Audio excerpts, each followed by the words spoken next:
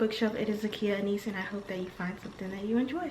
It is January 1st of 2025, so Happy New Year. I figured that it's time to drop a January TBR, so I have quite a few suggestions for you guys. I kind of mixed up the genres a little bit because I don't know, I feel like it's boring to read only romance all year long. So I wanted to get more into mystery too, because there's been a few mystery books that I truly enjoyed, and there's been a few that looks extremely interesting, so I want to get more into those ones as well. What better way to start the year off than diving into a couple of different genres, you know? And I feel like maybe we'll do every month after January as a theme. I don't know. And then and you guys can let me know what theme of the year is, or like as a trope or something. I don't know. I feel like that would be cool, honestly. Anyway, I chose 10 books to get through for the month of January. I'm using Goodreads to keep track of my TBR at the moment, so that's what I have on my phone. It's my list of the 10 books for January. If you guys see my whole entire TBR though, I think there's like 102 books in total on there.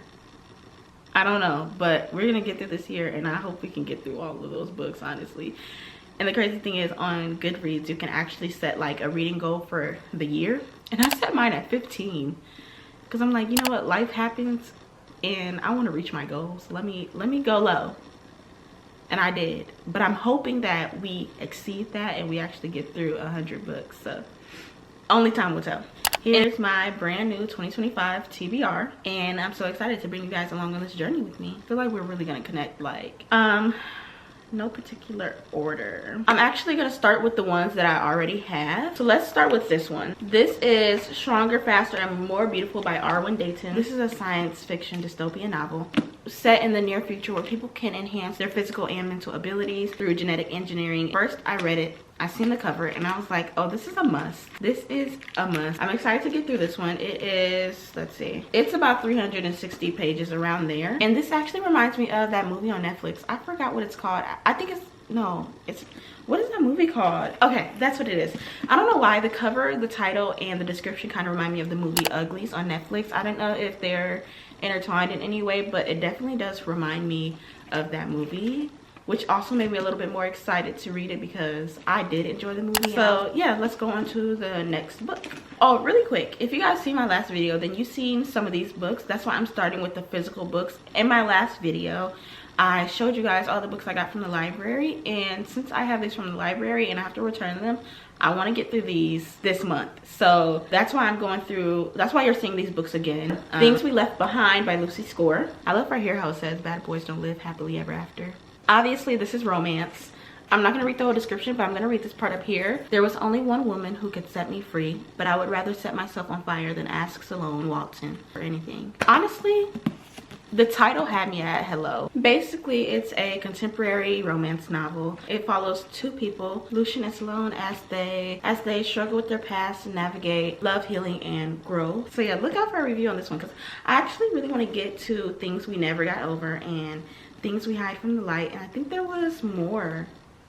I'm pretty sure there was more, like Things We Didn't Say or something like that. Yeah, so I want to get to all those, but I don't know, I just seen this one and decided to start with this one. So on to the next, we have Happy Place by Emily Henry. This one, honestly, I wouldn't say like it was a huge attention grab for me. I loved the cover and the description of the book. It didn't excite me, but it did feel like a good cozy up on the couch and enjoy a slow story. I don't know if it's actually going to be like a slow story or whatnot, but that's just what it gave. Basically, there's a couple who I think was like the perfect couple, and they broke up secretly. No one knows that they broke up, and so I think they're on like a summer trip with their friends. I have to look in there again.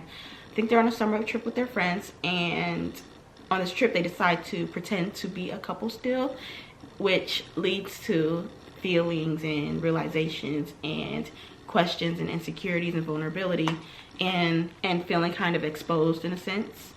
Oh yeah, and I find it funny that on this trip, since they are pretending to still be together, they clearly have to share the same bed, and it's just like the awkwardness, or is it not? Like, what? How does this go? Like, and it's just like, ooh, the tension. I felt like this would be a super funny, super interesting, and tense read, like constantly walking on eggshells to make sure that no one catches on that they are not actually together. So they're gonna be doing their best, I guess, to make it seem like they're still that perfect couple. and they're not. Meet Me at the Lake by Carly Fortune. This romance is about two people who briefly met at a lake and had to go their separate ways just to reunite years later, and then have to confront their traumas, all of those wounds and everything else going on in their life, and figuring out how they can move forward together and possibly be together. And I feel like this is definitely going to be one of those, I always like to describe it as a roller coaster read, where your emotions are going up, down, left, right, side to side, and all over the place, and upside down. So I feel like this is going to be a perfect read, and I actually might sit by a lake and read this just because it gives that vibe. If you know, you know. Okay. Yeah. Finding Mr. Perfect by Cody Gary. This one is another romance, and let me tell y'all, I know I said I was gonna do like all romance. Last week when I went to the library, I was looking in the romance section, okay? But we diversified it a little bit, okay, when we got to Goodreads, okay?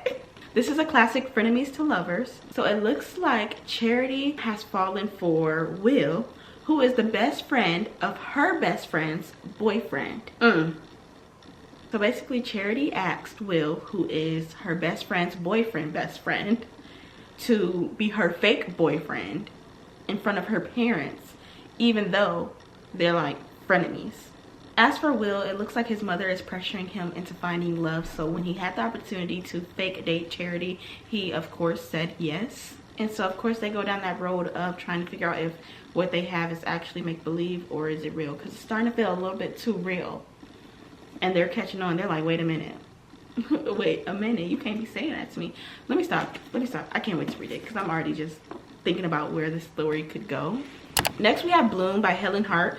It's actually part of the Black Rose series. There's two other books. I think it's called Blush and Bloom. Oh, what? I thought there was another one. This is Bloom right here. Or maybe it's just called Black Rose. I don't know. But there's two more books, and they're standalone. So I'm not going to read the other two just because they didn't like spark an interest for real. But this one I was interested in reading, so this is the one I ended up checking out. Okay, so basically she was supposed to get married, but she didn't get married, and she ended up meeting somebody who is extremely mysterious and secretive, and you mess with him, you just can't know any of his personal business, not even his real name. And they get to the point where they have to figure out how to trust each other and how to lay down the secrets and confide in each other and trust each other and get to that point to where maybe they can be something. But it starts with that strong attraction where they're attracted to each other, and then the mystery of each other just doesn't seem to help with that at all. So that's it for the physical copies. Now I'm going to get into the Goodreads. Play Along by Liz Tomford, and this is a part of a series. However, they are all standalones. I think there are 4 or 5 books. Our girl, our main character, Kennedy, basically she is, I don't exactly know what her role is yet, but she is on staff for the Windy City Warriors, of a famous, is it Las Vegas baseball team? And she's desperate to land her dream job with a new team next year. And to do that, she needs to maintain her professional reputation for her final season in Chicago. However, she had a run-in with that guy on the team, and ended up waking up not remembering almost anything and a ring on her finger.